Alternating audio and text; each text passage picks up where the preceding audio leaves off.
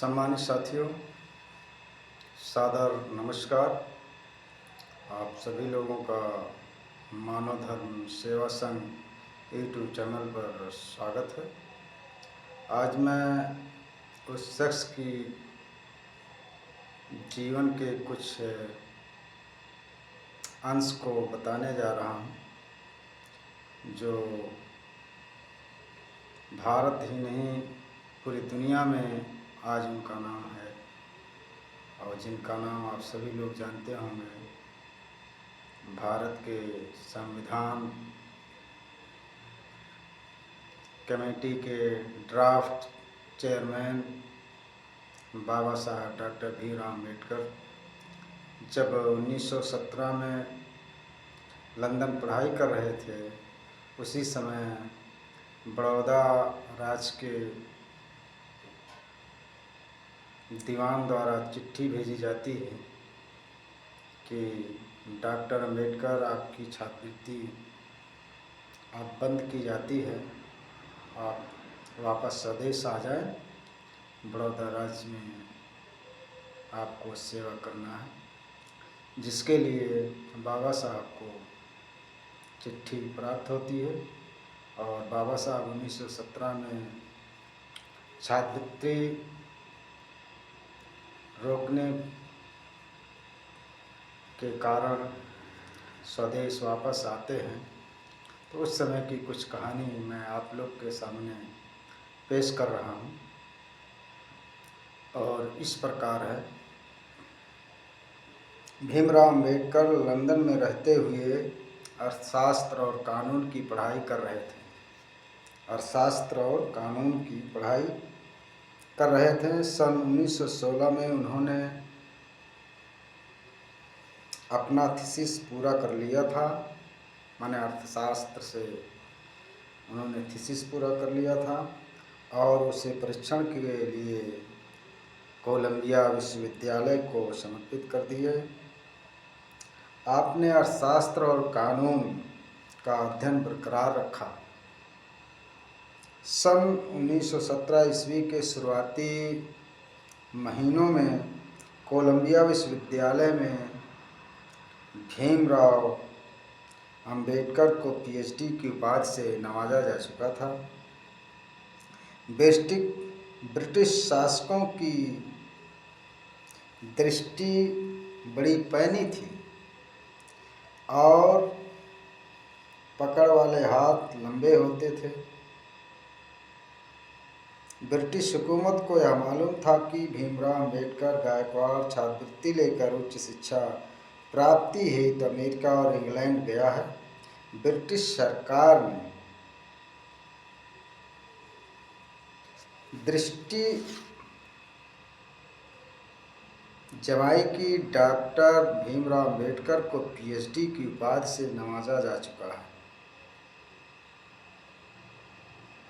ये अंग्रेज के सरकारों में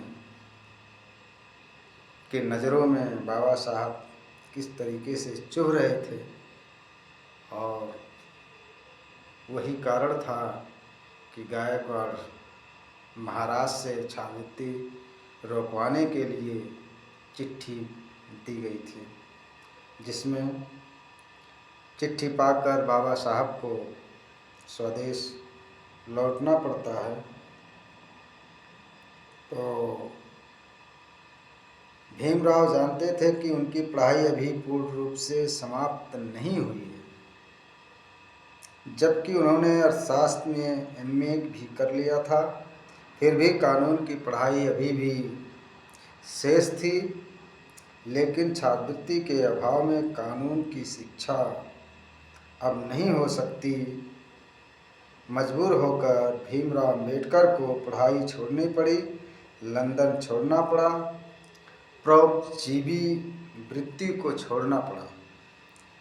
वह वृत्ति जिसकी सेवा पाकर वे अब तक पले और पढ़े थे, यानी जिस छात्रवृत्ति के बल पर बाबा साहब विदेश में पढ़ाई कर रहे थे, उस छात्रवृत्ति को 20 में रोक दिया जाता है, जिससे पढ़ाई छोड़ करके बाबा साहब को स्वदेश आने के लिए मजबूर होना पड़ा।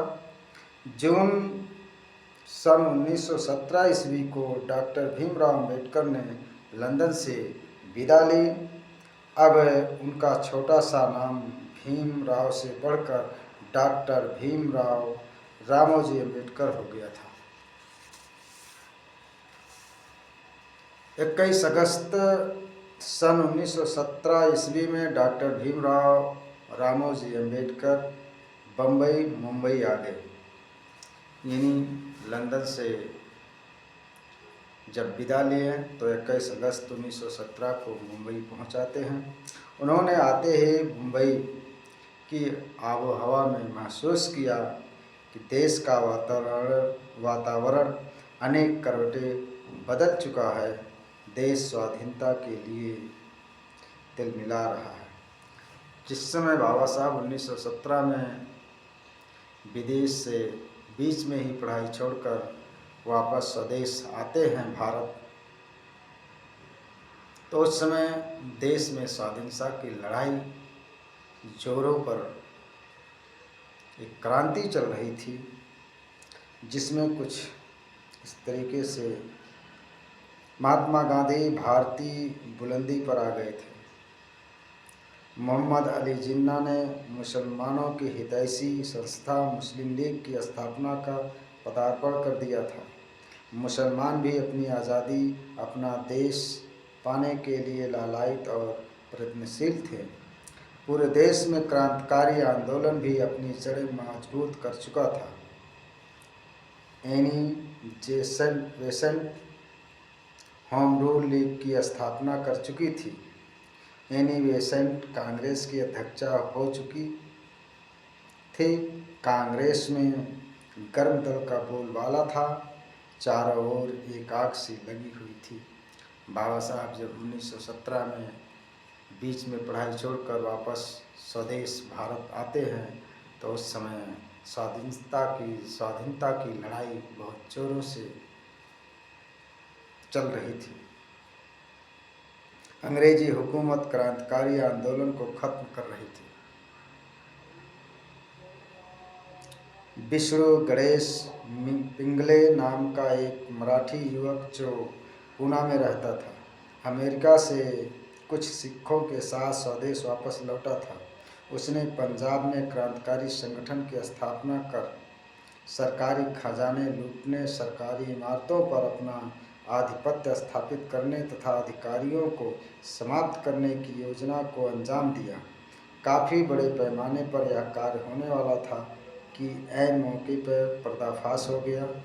अंग्रेजी हुकूमत ने गोरखा रेजिमेंट भेजकर करीब 5000 लोगों पर राजद्रोह का आरोप लगाकर मुकदमा चलाया और सभी को जेल में ठोस दिया। इसी के साथ ही योजना भी पूरी तरह दफन हो गया। इन्हीं विष्णु गणेश पिंगले नाम का जो मराठी युवक था और पंजाब में जा कर के एक जो संगठन क्रांतिकारी संगठन का स्थापना किए, उसके द्वारा अंग्रेज़ को हराना चाहते थे, अंग्रेज़ को भगाना चाहते थे। लेकिन इनके संगठन का पर्दाफाश होने पर अंग्रेज़ी हुकूमत ने उस संगठन के माध्यम से जितने भी क्रांतिकारी एकत्र थे, जुड़े हुए थे, उन सभी को जेल में राजद्रोह का मुकदमा लगा करके जेल में डाल दिया गया और वह संगठन को ख़त्म कर दिया गया। अंग्रेजी हुकूमत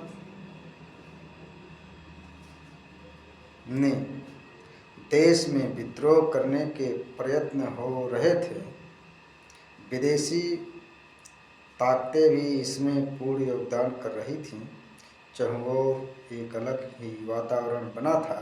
ऐसे ही वातावरण में डॉक्टर अंबेडकर वापस स्वदेश आए थे।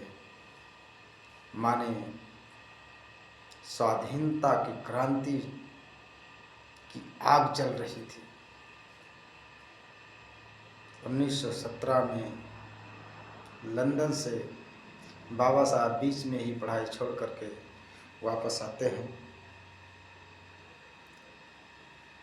भीमराव ने विदेशों में रहकर मात्र विश्वविद्यालय पढ़ाई तथा शोध नहीं किया था, बल्कि वहाँ के समाज, परिवेश, संस्कृति, रीति रिवाज आदि सभी का गहरा अनुभव और अध्ययन भी किया था। विश्व में किस तीव्र गति से परिवर्तन हो रहा है और किस बुलंदियों को स्पर्श करता जा रहा है, ये सब उनके मस्तिष्क में उपजे सवाल थे। व्यक्ति के व्यवहार में होने वाले बदलाव और नई अर्थव्यवस्था मूलक समाज की अच्छाइयों को डॉक्टर भीमराव अम्बेडकर बिखरते भारतीय समाज को एकजुट कर उठाने के संदर्भ में प्रस्तुत करना चाहते थे। बाबा साहब की एक सोच थी कि नई अर्थव्यवस्था मूलक समाज की स्थापना हो, नई अर्थव्यवस्था मूलक समाज की स्थापना हो। उस समय जो सामाजिक अर्थव्यवस्था थी वो बहुत ऊंच नीच स्तर का सामाजिक अर्थव्यवस्था थी, जो मूलक समाज माने समानता पर लाना चाहते थे। ये बाबा साहब की सोच थी। उपनिवेशवाद के डूबते हुए सूर्य को वे देख रहे थे और विचार रहे थे कि उसके पतनास्तित्व पर नए पूंजीवाद अपने पैर किस तरह जमा रहा है। विदेशी वातावरण से ही उन्हें यह ज्ञात हुआ कि विश्व व्यक्तिवाद और साम्यवाद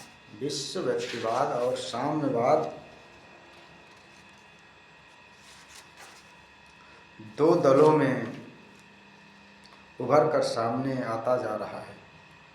ऐसी स्थिति में अगर अर्धविकसित देश नहीं संभले तो वे देश को भौगोलिक रूप से स्वतंत्र कराकर भी दोबारा नए अर्थतंत्र के मकड़ जाल में फंस जाएंगे।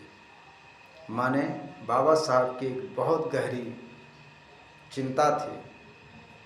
देश आज़ाद होने के बावजूद भी जो आर्थिक भौगोलिक स्थिति उत्पन्न होगी वह अगर स्वतंत्र रूप में नहीं हो पाएगी तो अर्थतंत्र माने एक नए अर्थतंत्र के मकड़जाल में फंस जाएगी और उन देशों को चलाने की बागडोर किन्हीं अन्य देशों के हाथों में होगी। यानी स्वतंत्र देश होने के बावजूद भी स्वयं वह देश अपना देश का बागडोर नहीं चला पाएगा यदि नई अर्थ व्यवस्था मूलक समाज की स्थापना नहीं हो पाई तो। ऐसे में जो राष्ट्र ध्रुवीकरण के पक्ष में है वे इस गफलत में है कि वे ही समस्त संसार के भाग्य विधाता बनने का श्रेय दोबारा हासिल कर लेंगे और स्थितियों को दोबारा अपनी तरफ मोड़कर शोषण चक्र को बदस्तूर बनाए रखेंगे। इनके अतिरिक्त भीमराव के विचारों पर पश्चिमी समाज के प्रजातांत्रिक मूल्यों का विशेष असर पड़ा था। इनके अतिरिक्त भीमराव के विचारों पर पश्चिमी समाज के प्रजातांत्रिक मूल्यों का विशेष असर पड़ा था। शिक्षा की दुनिया में अम्बेडकर सुधार करके उसी के अनुरूप व्यवस्था चाहते थे। माने शिक्षा की दुनिया में बाबा साहब सुधार करने की सोच रहे थे और उस शिक्षा के आधार जो दुनिया को एक शिक्षा के आधार पर सुधारा जा सके ऐसी व्यवस्था वो सोच रहे थे। डॉक्टर भीमराव अम्बेडकर विदेश में रहकर मानवीय मूल्यों और जीवन के प्रति पवित्र तथा मुक्त विचारों की स्थापना के लिए स्वयं को तैयार कर चुके थे। पवित्र तथा मुक्त विचारों, जब तक विचार पवित्र और मुक्त ना हो तो पूरी दुनिया के लिए अच्छा माहौल पैदा नहीं कर सकता।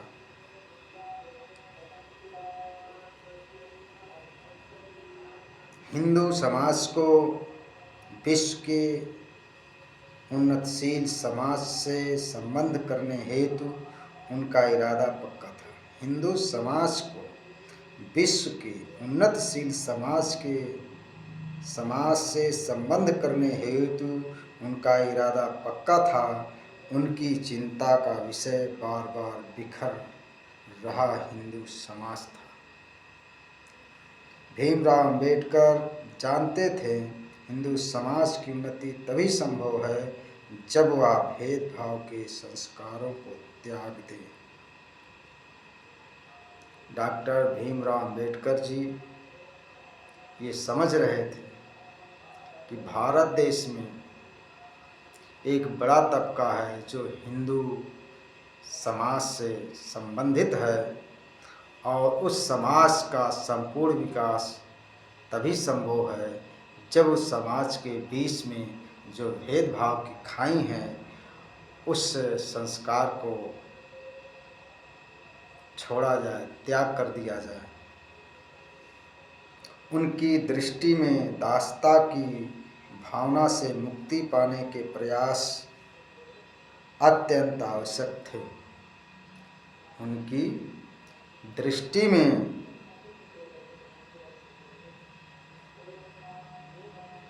दासता की भावना से मुक्ति पाने का प्रयास अत्यंत आवश्यक है। अंतर्राष्ट्रीय दृष्टिकोण से वे राजतंत्र के स्थान पर अंतर्राष्ट्रीय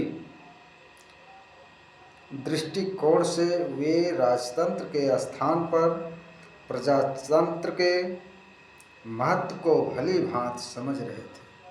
प्रजातंत्र के महत्व को भली भांति समझ रहे थे। अंतर्राष्ट्रीय दृष्टिकोण से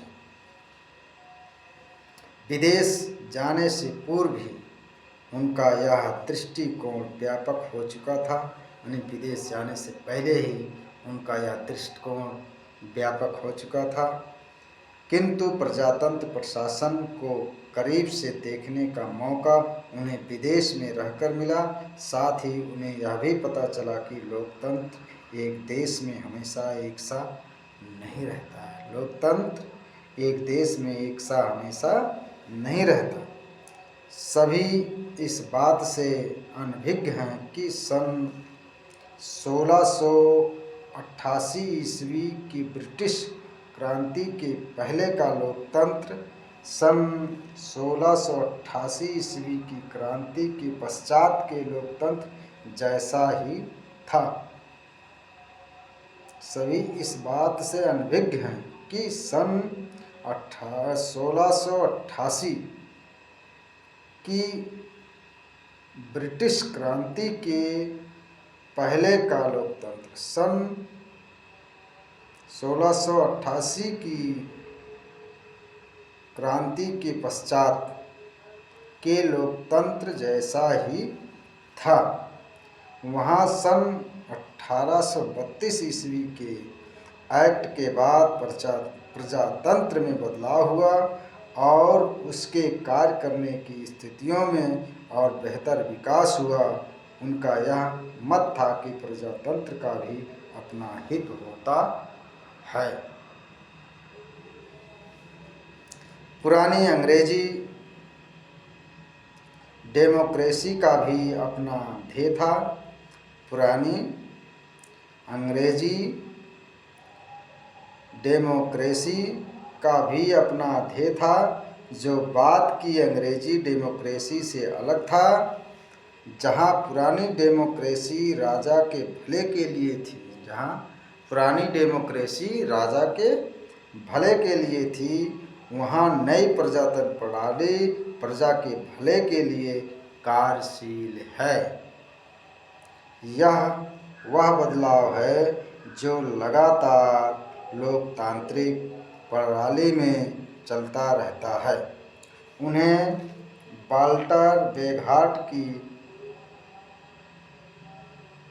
प्रजातंत्र की परिभाषा को पेश किया जिसमें बताया गया था कि democracy is government by discussion. एक अन्य परिभाषा उन्होंने इब्राहम लिंकन के उस भाषण से दी जो कि साउथर्न स्टेट्स की विजय के पश्चात गॉरिस वर्ग स्पीच के नाम से विख्यात हुआ। इस स्पीच थी, प्रजातंत्र में सरकार जनता की होती है, जनता द्वारा होती है और जनता के लिए होती है। स्वाधीनता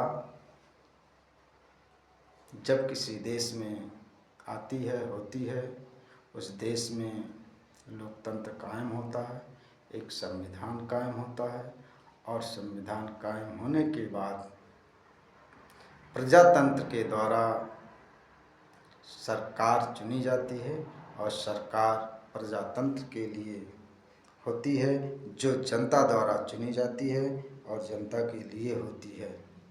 साथियों, आप लोगों का यूट्यूब चैनल में मानव धर्म सेवा संघ के तरफ से आप सभी श्रोतागणों को बहुत बहुत साधुवाद।